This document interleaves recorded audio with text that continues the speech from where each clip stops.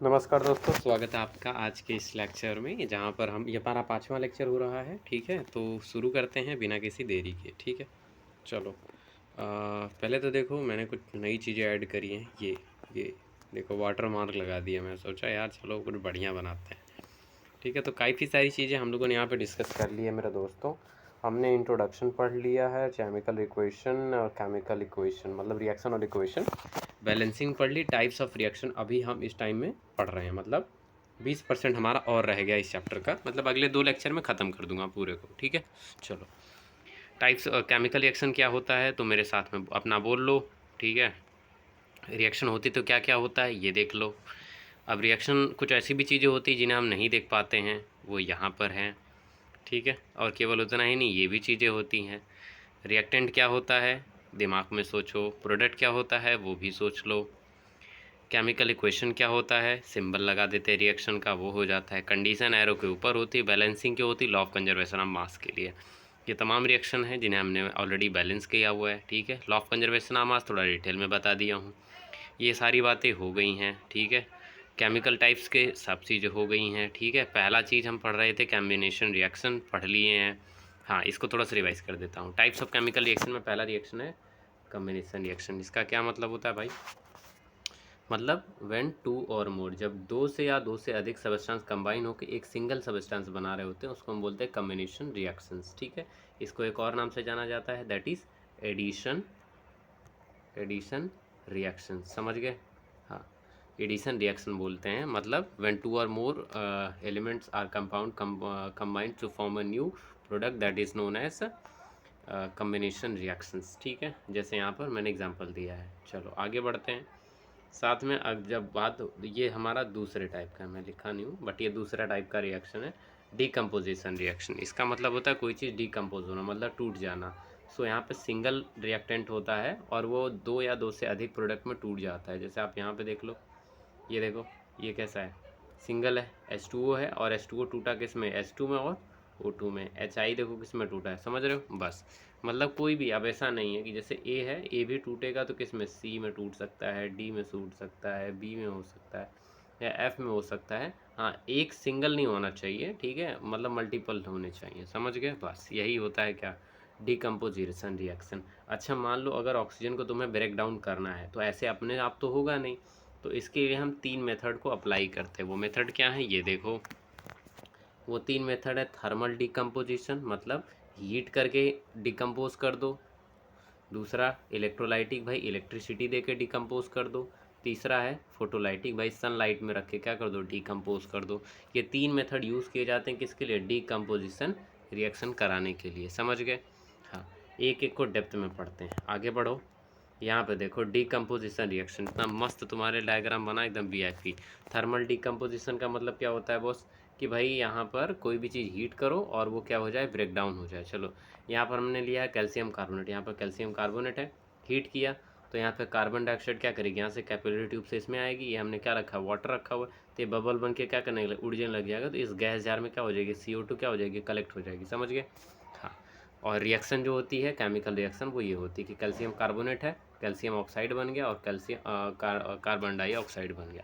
ठीक है, ये थोड़ा सा मैंने हीट बता दिया। ये मतलब जैसे देखो ये है, ये जो एरो है ये इस तरीके से एरो गई है, इसी के ऊपर लिखा जाएगा हीट। थोड़ा एरो छोटा इसीलिए थोड़ा ऊपर लिखा हूँ, समझ गए? बट बात मेरी वही है। चलो आगे बढ़ो। इलेक्ट्रोलाइटिक डिकम्पोजिशन में क्या होता है भाई, इलेक्ट्रिसिटी का यूज़ किया जाता है। यहाँ पर H2O है, H2 और O2 बनाया जा रहा है, मतलब वाटर से हाइड्रोजन गैस और ऑक्सीजन बनाई जा रही है, तो इसमें इलेक्ट्रिसिटी देते हैं। एक में देखो हाइड्रोजन बन जाएगी, ऑक्सीजन बन जाएगी, एक में क्या बन जाएगी, हाइड्रोजन बन जाएगी। समझ गए? हाँ, बस यही बातें यहाँ पर है है ना। इसका एनोड और कैथोड का एक्सप्लेनेशन थोड़ा टफ है, लेकिन पहले वाले लेक्चर में, जहाँ पर ये तो समरी कर रहा हूँ ना, उस वाले में मैंने अच्छे से बताया है। तो अगर नहीं समझ में आया तो चौथा वाला लेक्चर देख लो, दोबारा से आ जाएगी। तो 5वां लेक्चर है टाइप्स ऑफ, हाँ ये वाला रिएक्शन थोड़ा अच्छे से समझें क्योंकि यही वाला उसमें छूट गया था। ठीक है, PDF ही नहीं बनाया था तो इसलिए नहीं बताया था।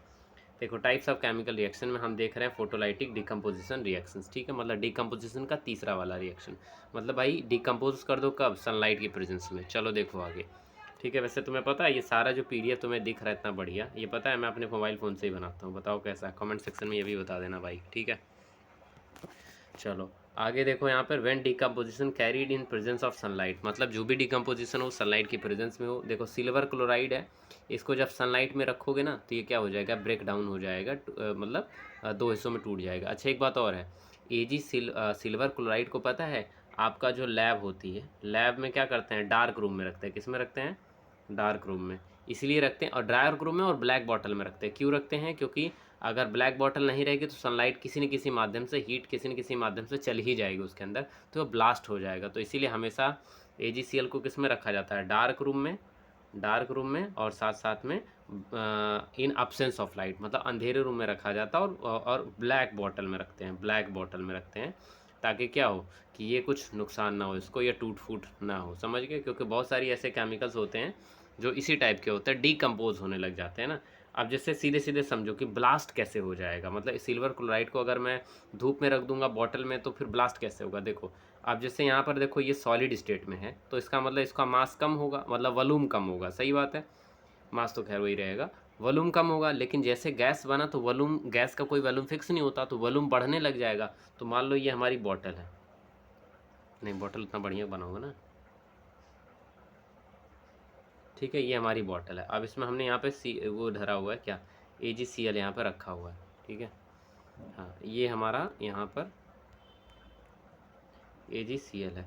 अब जैसे इसमें से क्या होने लगा, Cl2 बाहर आने लग गई, Cl2 बाहर आने लगी, तो अब ये क्या है, गैस है, तो ये ज़्यादा एरिया कवर करेगी। तो ये क्या करेगी पता है, इस वॉल्स पे, ये जो इसकी दीवारें हैं इस पर क्या करेगा, फोर्स लगाएगा, फोर्स लगाएगा। तो जब ये फोर्स लगा, जिसको बोलते हैं फोर्स, ना तो मतलब ऐसे समझो वेपर प्रेशर, प्रेशर समझ सकते हो, प्रेशर, ये वेपर प्रेशर क्रिएट करने लग जाएगा, जिसकी वजह से वॉल पे क्या हो जाएगा, एग्जर्ट लगेगा, और जैसे प्रेशर ज़्यादा होगा वैसे तुरंत ये क्या कर जाएगा, बॉटल ब्लास्ट हो जाएगा। इसीलिए इसको ब्लैक बॉटल में रखते हैं हमेशा, और डार्क रूम में रखते हैं। चलो आगे देखो, यहाँ पर मैंने NCERT वाला वो लगा दिया है, यहाँ पर सिल्वर क्लोराइड को डिस्क में रख दिए हैं, ठीक है। अब उसके बाद जैसे सनलाइट पड़ेगी इसमें से क्लोरीन क्या कर जाएगा, चला जाएगा, और ये आपका कैसा होता है, वाइट कलर होता है, कैसा होता है, वाइट कलर। लेकिन सिल्वर कैसा मिलेगा, ग्रे कलर मिलेगा, मैं बता दे रहा हूँ आपको कैसा मिलेगा, ग्रे कलर का आपको मिलेगा। ये वाला जो देख रहे ये ऐसा ही मिलेगा, ये जो यहाँ पर लगा हुआ है, ये वाला रंग लगा है ना आप, ये देखो यहाँ पर लगा है, तो इसी कलर का आपको क्या करेगा, ये चीज़ें मिलेंगी। ध्यान में रखना ये बात को, कलर वाले लिख दो को सही है। अच्छा चाइना डिश क्या होती है, चाइना डिश मतलब एक कटोरी होती है, ठीक है, मतलब वो शीशे उसका होता है, पत्थर का ही होता है, बट एक केमिकल का बना होता है, जिसका जो बॉइलिंग पॉइंट या मेल्टिंग पॉइंट होता है वो बहुत ही ज़्यादा हाई होता है, मतलब लगभग 1000 के डिग्री सेल्सियस लेके चले जाओगे तब भी ये क्या होगा, ब्रेक नहीं होगा, टूटेगा नहीं, ठीक है। जैसे स्टील वगैरह या कोई पत्थर की डिवाइस है उसको डालो तो टूट जाती है, टेम्परेचर ठंडा होते ही टूट जाता है, समझ रहे हो। जैसे कंचे कभी गर्म करो तब समझ में आएगा आपको, पानी में डालो तुरंत टूट जाएगा कंचा, क्यों, टेम्परेचर डाउन हो रहा है इसीलिए। तो ये चीज़ें भी हमें थोड़ा सा जानना ज़रूरी था। बाकी देखो मैंने सबका समराइज़ कर दिया है डीकम्पोजिशन रिएक्शन में, ठीक है। डीकम्पोजिशन रिएक्शन क्या होता है, एक सिंगल सब्सटेंस कई सब्सटेंस में टूट जाता है, डीकम्पोजिशन होता है। और डीकम्पोजिशन 3 प्रकार का होता है। पहला होता है thermal decomposition, electrolytic decomposition, photolytic decomposition. Thermal decomposition में क्या होता है, हीट की रिक्वायरमेंट होती है, हाई टेम्परेचर चाहिए होता है, और गैस रिलीज होती है, एग्जाम्पल यहाँ पर है। इलेक्ट्रोलाइटिक डीकम्पोजिशन में क्या होता है, इलेक्ट्रिसिटी चाहिए होती है, और इलेक्ट्रिसिटी जाने के लिए इलेक्ट्रोलाइट मतलब कुछ लिक्विड में, जैसे आपने देखा था ना ऐसे बीकर था, इसमें कुछ लिक्विड टाइप का भरा था, तो ऐसा लिक्विड जिसको बोलते हैं इलेक्ट्रोलाइट, क्या बोलते हैं, इलेक्ट्रोलाइट। अब ऐसी कुछ चीज़ें इसमें ऐड कर दो जिसमें करंट ही ना जाए तो फिर नुकसान हो जाएगा ना, मतलब तब रिएक्शन ही नहीं होगी तो फिर कैसे बात बनेगी। तो इसीलिए हमेशा क्या ज़रूरी है इसमें, यहाँ पर ज़रूरी है आपका कि भाई यहाँ पर इलेक्ट्रोलाइट मौजूद होना चाहिए, ठीक है। और साथ साथ में इलेक्ट्रोड का भी यूज़ करते हैं। इलेक्ट्रोड का मतलब जैसे हमने देखा था इस तरीके से था हमारा H2O और यह वाला, तो इसको क्या बोलोगे, इलेक्ट्रोड ही बोलोगे, इन दोनों को क्या बोलोगे, इलेक्ट्रोड बोलोगे, ठीक है। तो यहाँ पर इलेक्ट्रोलाइट और इलेक्ट्रोड की रिक्वायरमेंट होती है, बाकी एग्जाम्पल मैंने दिखा दिया यहाँ पर, ठीक है। अब यहाँ पर जब फोटोलाइटिक की बात करते हैं तो भाई हमेशा ये क्या होगा, ब्रेक डाउन जो होता है वो सनलाइट की प्रेजेंस में होता है, ठीक है। और साथ में यूवी लाइट, मतलब वही चीज़ है, यूवी लाइट चाहिए होती है, लाइट सेंसिटिव कंपाउंड होता है। और इसके लिए पहली बात तो लाइट सेंसिटिव कंपाउंड होता है, जैसे मैं NaCl ले लेता हूँ, NaCl क्या है, ये लाइट सेंसिटिव नहीं है, इसको मैं अगर लूँगा तो रिएक्शन ही नहीं होगी, तो ये फोटोलाइटिक डिकम्पोजिशन थोड़ी होगा, बल्कि ये क्या करेगा, इलेक्ट्रोलाइटिक डिकम्पोजिशन होगा। ध्यान सुनना, NaCl डिकम्पोज होगा किस में, Na में और Cl में, ठीक है, प्लस माइनस भी लगा सकते हो, आयनिक में हो जाएगा, ठीक है। तो ये इलेक्ट्रोलाइटिक डिकम्पोजिशन का, इलेक्ट्रिसिटी दोगे तब ऐसा होता है, समझ गए, वही बात है। आगे बढ़ो। अब देखो यहाँ पे बात करते हैं किसकी, तीसरे टाइप की रिएक्शन की। ठीक है। टाइप्स ऑफ केमिकल रिएक्शन में तीसरा reaction displacement reaction. Displacement reaction में क्या, ध्यान से पढ़ो, उसकी डेफिनेशन को पढ़ो। कह रहे हैं the chemical reaction in which element displace by another element of the solution. मतलब एक एलिमेंट दूसरे एलिमेंट को क्या करता है, डिस्प्लेस कर देता है, उसको क्या बोलते हैं, डिस्प्लेसमेंट रिएक्शन बोलते हैं। समझो यहाँ पे ध्यान से। अब ये हो कैसे रहा है, जैसे देखो Fe अकेले है, यहाँ पे CuSO4 है, लेकिन ये इसको हटा दिया, Cu को हटा दिया, Cu को हटाया तो बना FeSO4 और Cu क्या हो गया, ये देखो बाहर आ गया, यहाँ पर ये देखो बाहर आ गया। समझ रहे हो? तो मतलब एक बंदा दूसरे वाले को क्या करेगा, हटा के अपने अटैच हो जाएगा, और जो बंदा अटैच रहेगा वो बाहर आ जाएगा। बिल्कुल इसी तरीके से ये होती है डिस्प्लेसमेंट। देखो जिंक अकेले था, जिंक अकेले था, जिंक किसके साथ जगह पे चला गया, कॉपर की जगह पे, और कॉपर क्या हो गया, बाहर हो गया। लेड देखो अकेले था, कॉपर यहाँ पर था, कॉपर बाहर चला गया, और लेड देखो इसके साथ जुड़ गया। मतलब एक ऐसी रिएक्शन जिसमें एक एलिमेंट दूसरे कंपाउंड के एलिमेंट को डिस्प्लेस कर दे, वही क्या कहलाता है, हमारा डिस्प्लेसमेंट रिएक्शन कहलाती है। अच्छा, अब ऐसा सवाल है कि ये ऐसा क्यों कर पा रहा है, Fe ऐसा क्यों कर रहा है, जिंक ऐसा क्यों कर रहा है, या लेड ऐसा क्यों कर पा रहा है। तो इसका रीज़न मिलेगा आपको भाई यहाँ पर, रिएक्टिव। ठीक है, मतलब जिसको बोलते हैं रिएक्टिविटी, क्या बोलते हैं, रिएक्टिविटी। रिएक्टिविटी, रिएक्टिविटी क्या होती है कि भाई इसकी जो आयरन की, जिंक की, लेड की, इन सभी की रिएक्टिविटी क्या है, ज़्यादा है। मैंने लिखा क्या है, Fe, zinc, lead are more reactive element than copper.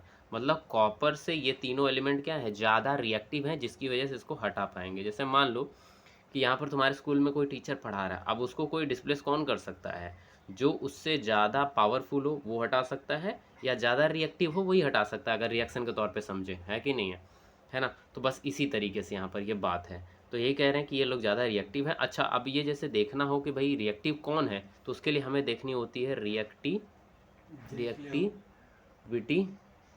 Series, reactivity series होती है। ठीक है, तो ये रिएक्टिविटी सीरीज हमें देखना होता है।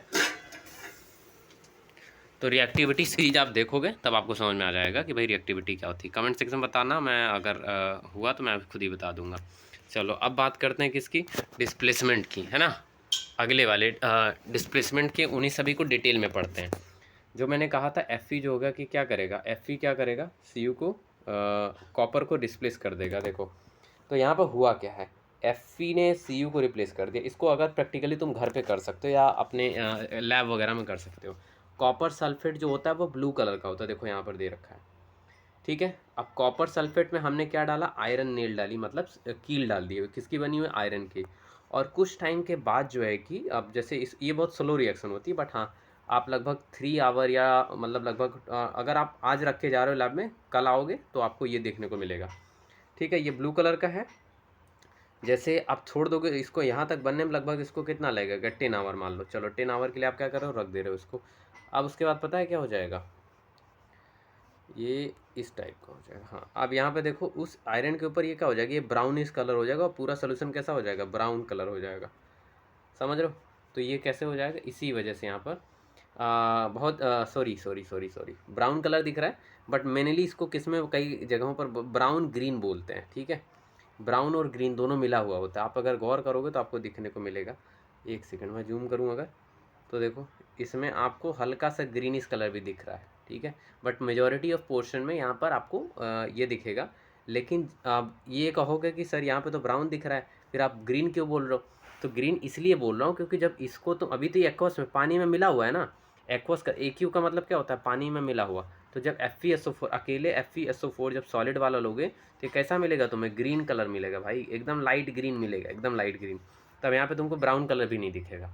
इसमें इसमें इसमें जो है कि आपको ब्राउन कलर भी नहीं दिखेगा, इस वाले में ब्राउन कलर नहीं दिखेगा, टोटली कैसा दिखेगा, ग्रीन दिखेगा। समझ गए? यहाँ पर आपको ब्राउन दिख रहा है, ग्रीनिश भी थोड़ा थोड़ा दिख रहा है, बट लेकिन जब सॉलिड बनाओगे तो कैसा बन जाएगा, ये वाला कैसा हो जाएगा, ग्रीन हो जाएगा बॉस। और ये कैसा है, ब्लू कलर का है। ठीक है, हाँ, तो ये चीज़ें यहाँ पर आपके लिए इम्पॉर्टेंट हो जाती हैं। चलो आगे बढ़ते हैं। अच्छा, टाइप्स ऑफ केमिकल रिएक्शंस में आगे देख रहे हैं, अगला वाला जो हमारा एग्जांपल था, अरे ख़त्म कर दिया क्या, चलो अच्छा। इसमें देखो तुम्हारे लिए एक ही इंपॉर्टेंट थी, इसलिए एक लिखा दिया। बाकी आगे की जो रिएक्शन है तुम इसमें सारी रिएक्शन आप अपने से कर सकते हो, मतलब वही चीज़ है सेम। जिंक रॉड ले लोगे, उसके बाद यहाँ पर आपका हो जाएगा ऐसा। ये देखो ऐसा होगा, इसमें ले लो, ये आपका क्या है, कोनिकल फ्लास्क है, ठीक है। टाइम कितना हुआ यार, 15 मिनट हो गया है, ठीक है। कोनिकल फ्लास्क हो जाएगा यहाँ पर। अब इसके बाद यहाँ पर क्या हो जाएगा, इसमें क्या करो, CuSO4 डाल दो, इसमें से जिंक ग्रेन्यूल ऐड कर दो। जिंक ग्रेन्यूल ऐड कर दोगे तो फिर कॉपर क्या हो जाएगा, नीचे सेटल डाउन हो जाएगा, और उसके बाद ZnSO4 आपको देखने को मिलेगा। समझ गए, बस यही बात यहाँ पर होती है। हाँ, डबल डिस्प्लेसमेंट देख लो यहाँ पे। डबल डिस्प्लेसमेंट रिएक्शन क्या होती है, मतलब वो डिस्प्लेसमेंट में क्या होता है, जैसे ए है, ए कंपाउंड है, ठीक है, और दूसरा जो कंपाउंड है वो BC है, लेकिन फिर बाद में क्या बन जा रहा है, AC बन जा रहा है और B हो जा रहा है बाहर, ये होता है डिस्प्लेसमेंट। ये क्या होता है, डिस्प्लेसमेंट।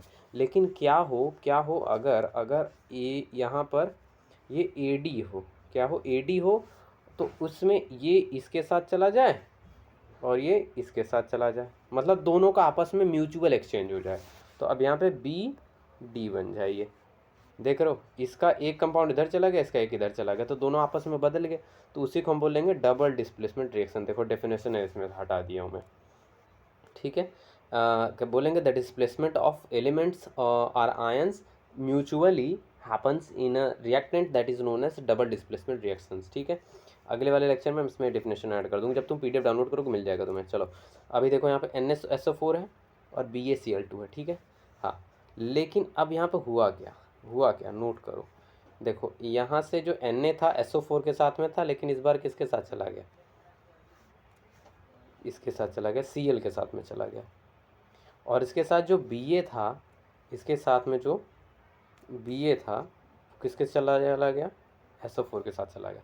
तो देख रहे हो, जो जिसके साथ था अदला बदली हो गई है। तो ऐसे रिएक्शन को हम क्या बोलेंगे, डबल डिस्प्लेसमेंट रिएक्शन। अब तुम मुझसे पूछ सकते हो, अगर 3 लोग आपस में अदला बदली तो ट्रिपल बोल सकते हो, ठीक है। वो एक अलग रिएक्शन की सिनेरियो होती है, मतलब अभी के लिए तो इतना ही समझना है आपको, है ना। हाँ, तो यहाँ पर हाँ मैंने एक चीज़ बतानी है आपने, कि भाई ये देखो आपका क्या है, एक कोनिकल फ्लास्क है, कोनिकल फ्लास्क में क्या डाला गया, सोडियम सल्फेट आपका ऐड किया गया है।